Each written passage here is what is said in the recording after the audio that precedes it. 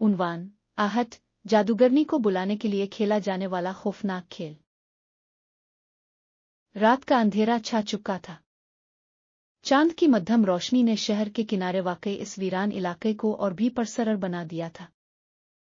यहाँ कहीं भी एक जिंदा इंसान का नामो निशान नहीं था। सिर्फ हुआ की सरगोशियों की आवाजें और कभी कभार किसी पते का खड़खड़ना सुनाई देता था। इसी खौफनाक माहौल में एक पुरानी शिकस्ता इमारत खड़ी थी जिसे मकामी लोग आसिफ ज़दा मकान कहते थे। ये मकान सालों से खाली पड़ा था। कोई यहाँ रहने की हिम्मत नहीं करता था। कहा जाता था कि यहाँ एक जादूगरनी की रूह भटकती है जो कभी इस घर की मालिक थी। चार दोस्त ज़ैनब अली और महर इस रात इस मकान के अंदर जाने का फैसला करते हैं। वो हमेशा एक दूसरे को खौफनाक कहानियां सुनाते रहते थे, लेकिन इस रात वो कुछ नया करने का सोच रहे थे। उमर ने सबको बताया था कि इस मकान में एक खेल खेला जाता है जिससे जादूगरनी की रूह को बुलाया जा सकता है। सबने इसे मजाक में लिया, मगर दिल ही दिल में सब थोड़ा घबराए हुए भी थे। जब वो मकान के करीब पहुंचे तो एक अजीब सी सर्दी उनके जिस्म में दौड़ गई। अली ने एक लम्हे के लिए रुकते हुए कहा, हमें ये खेल नहीं खेलना चाहिए।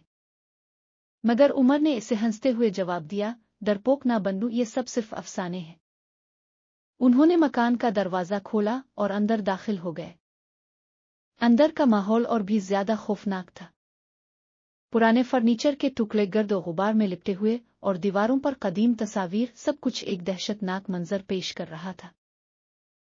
महर ने एक पुरानी मेज के ऊपर एक पुराना कागज देखा जिस पर कुछ अजीब और गरीब हिदायत लिखी हुई थी।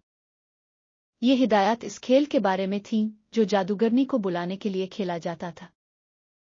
ज़ैनब ने कागज को पढ़ना शुरू किया। इस खेल को खेलने के लिए एक दायरा बनाना पड़ता है जिसमें सबको बैठना होता है। उमर ने एक चाक उठाई और फर्श पर एक बड़ा दायरा खींच दिया। सबने दायरे के अंदर बैठने के लिए एक दूसरे की तरफ देखा। आखिरकार सब दायरे में बैठ गए। ज़ैनब ने हिदायत के मुताबिक एक मोमबत्ती जलाई और इसे दायरे के बीच में रख दिया। इसके बाद वो सब ने अपनी आंखें बंद कर लें और एक दूसरे के हाथ पकड़ लिए। ज़ैनब ने कहा, हमें 3 बार जादूगरनी का नाम पुकारना होगा।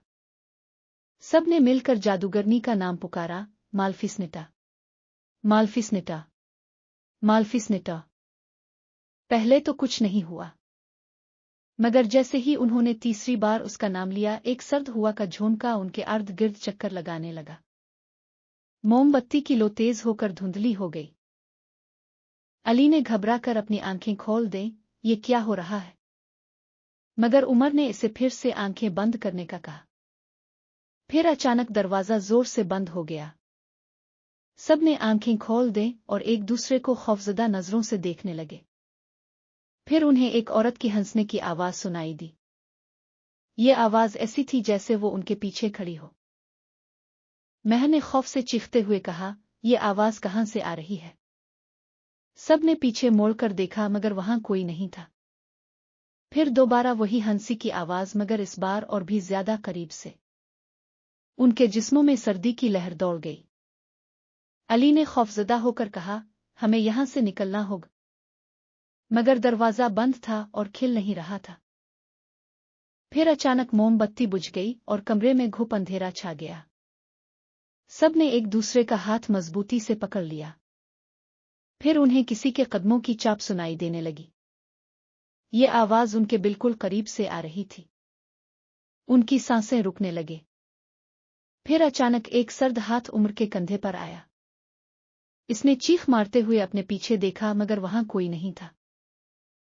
फिर एक सर्द आवाज उनके कानों में गूंजी, तुमने मुझे बुलाया है, अब भगतो। सबका दिल दहल गया। अली ने कहा, ये क्या था? मगर कोई जवाब नहीं आया। उनके अर्ध गिर्द का माहौल खौफ से भर गया था। उन्हें यूं महसूस हो रहा था जैसे वो किसी और दुनिया में पहुंच गए हों। फिर अचानक ज़ैनब की आंखें सफेद हो गईं और उसकी आवाज बदल गई। इसने अजीब सी जुबान ने कुछ कहा और फिर वो बेहोश हो गई। सब ने इसे उठाने की कोशिश की, मगर वो बहुत भारी हो गई थी। इसी दौरान उन्हें दीवारों पर अजीब सी तहरीरें नमूदार होती दिखाई देने लगे। ये तहरीरें खून की तरह सुर्ख थीं और उन पर कुछ लनतें लिखी हुई थीं। महर ने खौफ से कहा, हमें यहां से फौरन निकलना चाहिए। मगर दरवाजा अभी भी बंद था। फिर उन्हें एक बोसीदा औरत की तस्वीर दीवार पर नमूदार होती दिखाई दी। इसके बाल उलझे हुए थे और आंखें खाली खोखली थीं। वो आहिस्ता आहिस्ता हरकत करने लगी और फिर उसकी आंखें खिल गईं। वो सब की तरफ देखने लगी और फिर एक जोरदार चीख मारी। सब ने अपने कानों पर हाथ रख लिए, मगर वो चीख उनके दिलों तक पहुंच चुकी थी। फिर ज़ैनब की आंखें खिल गईं, मगर वो अब वो नहीं थी। वो जादूगरनी की रूह से भर गई थी। इसने उमर की तरफ देखा और कहा, अब तुम सब मेरी गुलामी में हो। फिर इसने एक जोरदार कहकहा लगाया और सबके सामने गायब हो गई। ये सब जानते थे कि अब उनके पास कोई रास्ता नहीं बचा था। उन्हें मालूम था कि उन्होंने एक ऐसी मखलूक को बेदार कर दिया है जिससे वो कभी निजात नहीं पा सकेंगे। अब वो हमेशा के लिए इसके ज़ेर असर रहेंगे। आखिरकार उन्हें इस बात का एहसास हुआ कि कुछ खेल ऐसे होते हैं जिन्हें कभी नहीं खेलना चाहिए। उनकी जिंदगियां कभी पहले जैसी नहीं रहीं। वो हमेशा के लिए इस खेल के असीर हो गए। और यूं उनकी जिंदगियों की कहानी हमेशा के लिए एक खौफनाक याद बन गई जो कभी खत्म नहीं हो सकती। कुछ खेल ऐसे होते हैं जिन्हें खेलने का अंजाम हमेशा नुकसानदेह होता है।